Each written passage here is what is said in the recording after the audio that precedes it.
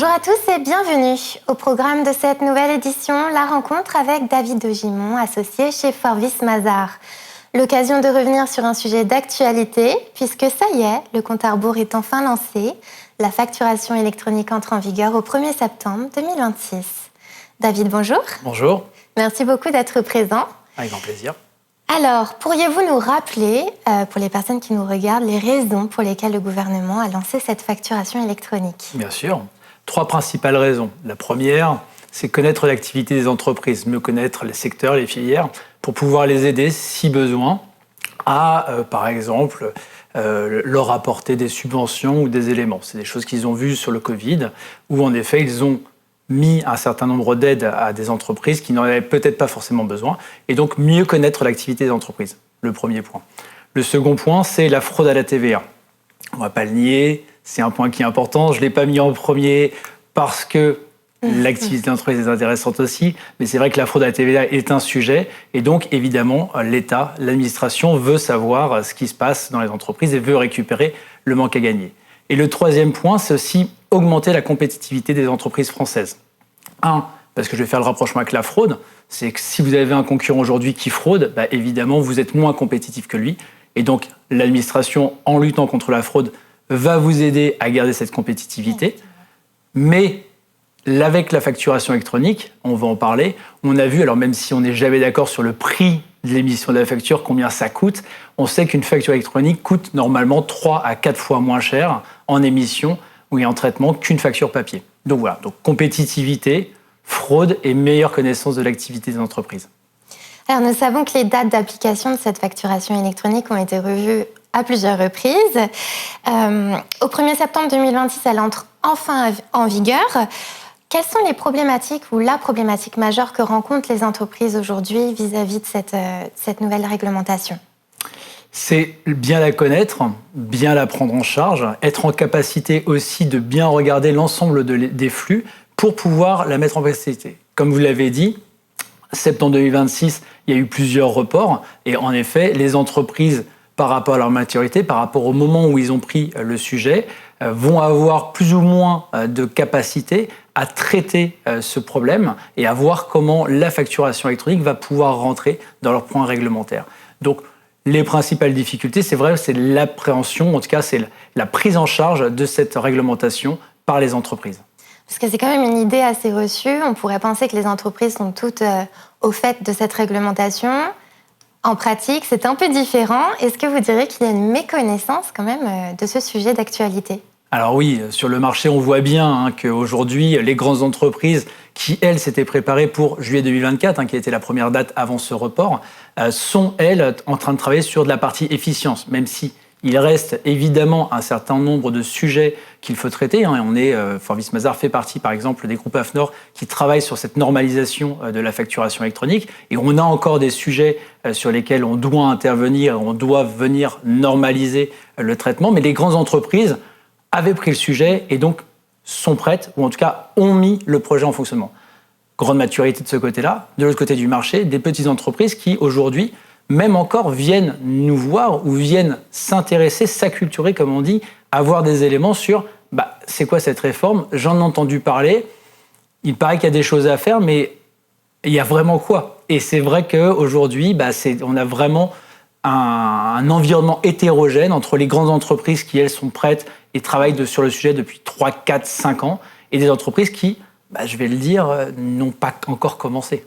Oui, et puis il y a des dates différentes aussi pour les petites entreprises. Au 1er septembre 2027, elles doivent être aux normes. C'est ça. Ça peut créer un peu de confusion, effectivement. Exactement. Et d'ailleurs, je vais revenir sur ce point. Attention, c'est sur l'émission, en réception, tous les assujettis doivent être prêts en septembre 2026. Et c'est vrai qu'il y a cette confusion avec « j'ai un peu le temps ». Alors dans le « j'ai un peu le temps », on fait beaucoup de présentations en région sur justement cette réforme. Et donc on a aussi, comme vous le disiez, un peu le compte à rebours. Et quand on fait le compte à rebours, avant je le faisais en jour, maintenant je le fais en heure. Et je le fais même en heure ouvrée. Et on s'aperçoit qu'on arrive presque proche des 1000 heures ouvrées. Donc ça fait peu de temps en fait pour se préparer. Effectivement, puisque cette mise en place, ce n'est pas simplement un bouton sur lequel appuyer. Vous l'avez dit, il y a un audit à prévoir, il y a un diagnostic, le choix des outils, mais aussi instaurer le changement au sein des équipes qui sont habituées à des usages parfois assez énergivores, chronophages et un peu à l'ancienne aussi. Quels sont les travaux restants à réaliser les plus urgents pour les entreprises qui ne s'y mettent que maintenant ?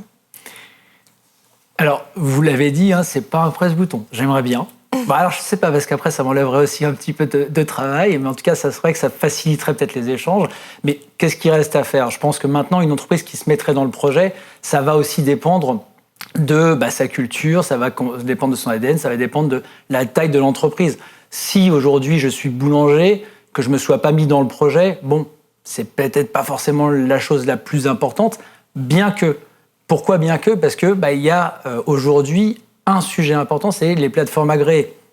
Les plateformes agréées, elles doivent être en position. Vous devez avoir contractualisé avec une plateforme agréée. Il y en a un peu plus de 100 qui vont vous permettre justement de faire ces échanges-là. Et donc, si vous ne l'avez pas fait, il y a ce goulot d'étranglement. C'est-à-dire que même si, pour un boulanger, il n'y a pas d'urgence à travailler sur la facturation électronique, sur la conduite du changement, puisque il est tout seul, ça va être quand même assez simple, même s'il va avoir des clients peut-être professionnels. Mais en tout cas, il va falloir qu'il fasse quand même un certain nombre de démarches, et notamment qu'il choisisse cette fameuse plateforme agréée. Alors, est-ce que vous auriez un conseil à donner ou une erreur fondamentale qu'il faudrait absolument éviter pour se mettre aux normes ? Je pense que l'erreur fondamentale, ça serait de réduire ce projet à un presse-bouton. Peut-être. Parce qu'en effet, il y a un certain nombre de sujets qu'il faut prendre en compte. Si vous êtes une grande entreprise et que vous vous lancez que maintenant, il va falloir quand même avoir une bonne vision de vos flux, de vos procédures. Vous l'avez dit, on le sait, même si aujourd'hui on ne le met pas en évidence, le flux transactionnel, puisque c'est ça dont on est en train de parler, c'est l'échange de la facture, touche tout le monde dans l'entreprise. Aussi bien, le comptable qui doit comptabiliser cette facture, mais aussi la personne qui a demandé, qui a engagé la société, qui donne lieu à cette prestation et qui donne lieu à la facturation, ou à l'inverse, la personne qui aujourd'hui dit « Attention, j'ai livré mon client, c'est maintenant que vous devez le facturer ». Et donc, ça touche toute l'entreprise. Et donc, limiter ce projet peut-être à un projet IT, un projet fiscal, un projet comptable, serait justement réduire les éléments et ne pas voir l'ensemble des conséquences que ça peut avoir. Aujourd'hui, on accompagne des entreprises sur lesquels on travaille sur la conduite du changement. C'est-à-dire qu'on travaille sur, demain, un professionnel qui rentrera dans une boutique, comment il obtiendra sa facture ? Parce qu'il y aura des changements, et donc il faut préparer des gens dont ce n'est pas le cœur de métier, et qui vont devoir expliquer à des personnes, non, votre facture, c'est plus le petit ticket que vous aviez, que vous allez passer en note de frais, etc. C'est une facture en bonne et due forme, normalisée, qui doit passer par une plateforme agréée. Donc il y a ces changements qu'il faut appréhender, et donc réduire le sujet à non, c'est juste un presse-bouton ou c'est juste la mise en place d'un outil viendrait peut-être, à mon avis, à aller vers de l'échec ou à quelques écueils. Ou une facture envoyée simplement par mail, parce qu'il y a aussi cette confusion-là d'électronique. N'allons pas jusque-là. Alors, vous l'avez évoqué tout à l'heure, il faut recourir à une plateforme agréée, donc anciennement les PDP, donc ça a changé de nom il y a quelques mois. Quel est le rôle de cette plateforme ? Est-ce qu'aujourd'hui, il faut les considérer comme de simples prestataires, de simples outils de gestion ou véritablement des partenaires stratégiques ? Alors, je vais répondre à qu'est-ce que c'est qu'une plateforme agréée ? Une plateforme agréée, c'est en fait une solution, un éditeur qui, dans ses solutions, a mis en place une solution qui répond à un cahier réglementaire donné par l'administration. C'est-à-dire que l'administration a indiqué qu'elle ne souhaitait plus aujourd'hui, avec son portail public de facturation au départ, qui devait permettre à tout à chacun de se connecter, ne souhaite plus ces éléments-là et souhaite qu'en effet, les entreprises, donc les assujettis à la TVA sur les seuls domestiques, on reste sur la partie domestique, fassent transiter leurs factures électroniques via une plateforme agréée. D'accord ? Et donc en fait, dès lors que, si vous êtes client professionnel, je suis fournisseur, je ne pourrai plus vous adresser, comme vous le disiez, la facture par email ou de la main à la main ou je ne sais pas, par qu'un autre moyen, je serai obligé de passer par une plateforme agréée. Et cette plateforme agréée répond à un cahier des charges réglementaire. D'accord ? Donc dès lors, si on n'a pas de plateforme agréée, on ne pourra plus s'échanger, vous et moi, si nous sommes des professionnels, des factures.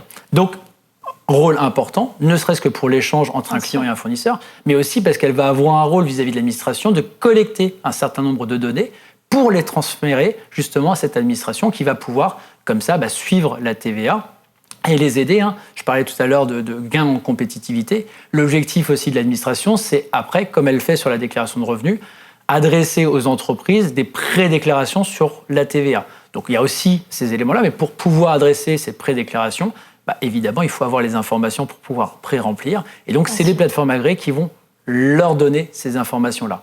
Et puis, dernier rôle de la plateforme agréée, c'est d'aller vers l'annuaire et de voir donc, si, en effet, vous êtes assujetti, vers où je dois vous adresser la facture, comment je dois vous l'adresser. Et donc, c'est les plateformes agréées qui joueront ce rôle-là. Donc, elles ont un rôle central. Bien sûr. Et après, c'est des plateformes, généralement, la contractualisation avec ces plateformes, c'est sur 3 à 5 ans. Donc, oui, il vaut mieux choisir quelqu'un avec qui on s'entend bien, ou en tout cas, il vaut mieux choisir une structure plutôt partenaire que le traiter comme un simple fournisseur, parce on aura des choses à faire avec eux. Et dernière question, l'accompagnement par un expert comptable est-elle recommandé selon vous ? Étant expert comptable, je vais dire oui. Non, évidemment, je pense que l'expert comptable est un tiers de confiance.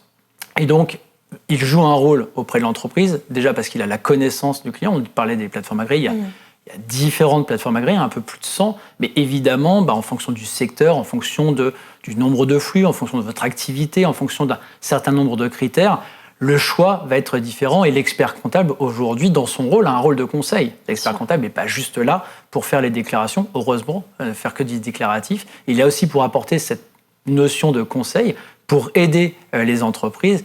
Et donc, oui, je ne peux que prôner les entreprises, les exhorter aller vers votre expert comptable pour justement lui demander conseil, voir, parce qu'il a suivi ces changements. Il a suivi aussi le travail. Nous, Forvis Mazars, on est en partenariat avec un certain nombre de plateformes agréées. On travaille, comme je disais, dans les groupes AFNOR, on est à la FNFE, donc c'est des plateformes que l'on croise. Et évidemment, on les connaît, on peut faire gagner du temps. C'est quand même ça qui est intéressant, surtout si vous vous lancez que maintenant, comme je disais, le compte à rebours est lancé. Et donc, prendre tous les atouts pour aller plus vite, ça peut être intéressant, je pense. Effectivement. Merci beaucoup, David. Merci. On se retrouve très prochainement pour de nouveaux rendez-vous partenaires. À bientôt.